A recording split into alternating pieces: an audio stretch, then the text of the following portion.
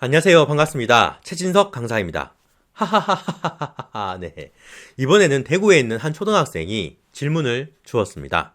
강연 마치고 저한테 와서 어떻게 하면 강연을 잘할 수 있는지 물어봐 주었어요.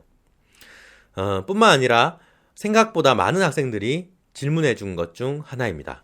그래서 이번에 답변을 어떻게 할까 참 많이 고민을 했어요. 왜냐하면 제가 강연을 잘해서 답변을 한다기보다 저도 이렇게 배워나가는 과정이 있거든요. 그래서 그것을 좀 전제를 하고 미리 말씀을 드려야 될 것 같습니다. 그래서 이제 제가 생각하는 강연 잘하는 방법 크게 5가지로 축약해서 보았는데요. 말씀드리면 첫 번째, 네, 강연 시작 3분 안에 청중을 웃길 수 있어야 합니다. 혹은 웃기지 못하더라도 청중들이 매우 집중할 수 있는 그런 요소가 있어야 됩니다. 우리가 웹툰이나 드라마 이런 미디어를 볼 때 처음에 딱 재밌다 싶으면 계속 봅니다. 그런데 처음에 재미가 없으면 안 보게 돼요. 처음부터 이 사람의 강연은 재밌다라고 생각이 들게끔 만들어주는 장치, 그게 필요합니다. 마찬가지로 최소한 10분 간격으로는 청중들이 집중할 수 있는 내용이 있어야 합니다. 그게 유머가 될 수도 있고 또 아주 집중하고 흥미로운 내용이 될 수도 있겠죠. 네. 그래야지 사람들이 이 1시간 강연 또 90분 강연을 듣는 동안 집중해서 듣게 될 수 있어요. 그런 장치들이. 개그맨들 같은 경우에는 만약에 5분 분량의 개그를 짠다. 그럼 약 15초 단위로 한 20초 단위로 이렇게 웃길 수 있는 요소들을 계산을 해서 보통 넣거든요. 그래서 강연도 마찬가지로 10분 간격으로 이렇게 흥미를 유발할 수 있는 요소가 있어야 된다. 그게 제 첫 번째고요. 그 두 번째는 제가 생각하기에는 가르치려고 이렇게 들면 안 됩니다. 가르치려고 드는 순간부터 청중과 나 사이에 벽이 생겨버릴 수 있습니다.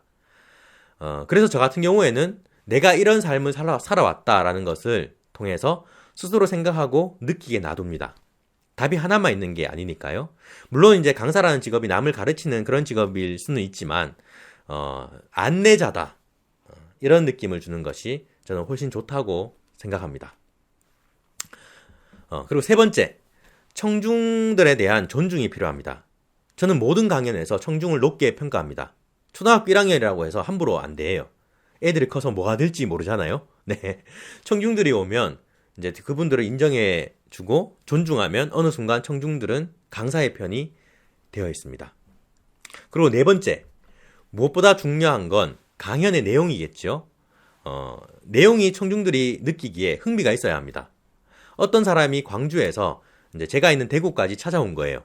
교회에서 강연을 하는데 청중들이 너무 지루해하고 또 힘들어 한다는 거예요.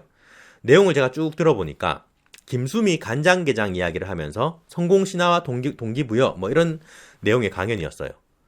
그래서 제가 물어봤어요. 김수미 씨를 직접 만나본 적이 있냐고요. 근데 없대요. 그럼 김수미 씨를 직접 만나기 위해서 조금 고생을 해보라고 했어요. 간장게장을 수십만 원치라도 구매해서 이웃에게 나눠주던가, 뭐, 아니면은 그 간장게장 그 공장에 가서 몇 날 며칠을 김수미 씨를 만나기 위해서 기다려보던가, 그런 과정을 통해서 김수미 씨를 만나서 질문을 하고 그때 들었던 답을 청중들에게 전한다면 지금보다 훨씬 흥미있는 강연이 될 것이라고 이렇게 전했습니다. 왜냐하면 그때부터는 남이 할 수 없는 자신만의 이야기가 되는 것이거든요. 누군가 절대 빼앗아갈 수 없는 강연을 해야 합니다. 똑같은 대본을 가지고 다른 사람이 했을 때 더 잘해버린다면 강사로서 생존하기가 어렵습니다.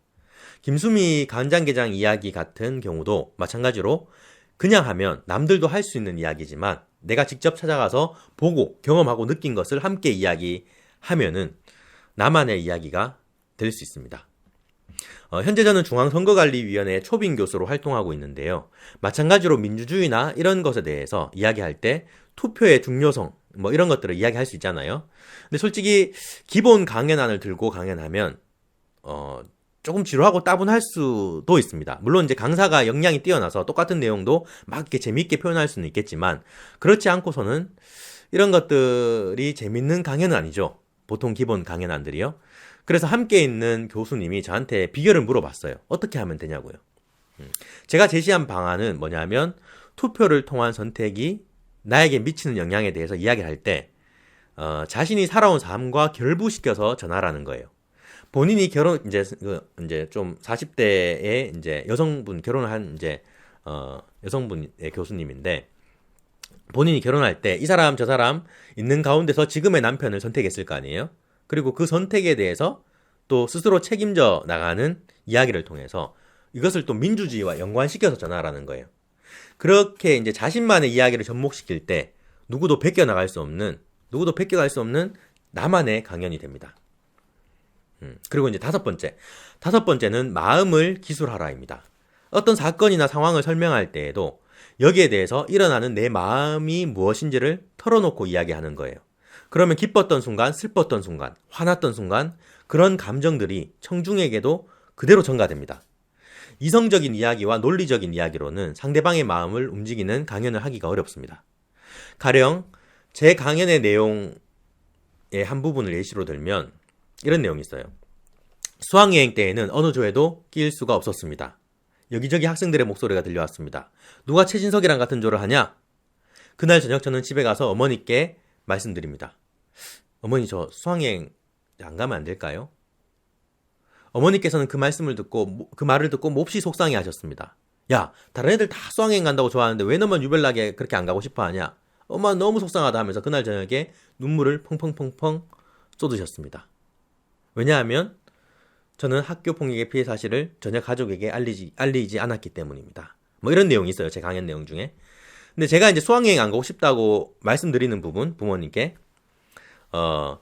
어머니께서 이제 속상해 하시는 그런 상황, 뭐 이런 것들은 마음을 표현한 거죠. 여러분들이 제가 이렇게 이야기를 하는 순간 조금 몰입도 있게 느껴졌다면, 그 마음에 좀 공감을 해서 그런 거예요. 그래서 이제 생각을 많이 기술하면 지루해질 수 있는데, 그때 느꼈던 나의 마음을 이렇게 기술해 나가면 뭔가 조금 듣기 싫은 이야기가 있을 수는 있어도 지루한 느낌은 들지 않습니다. 당신의 감정을 청중에게 전해주세요.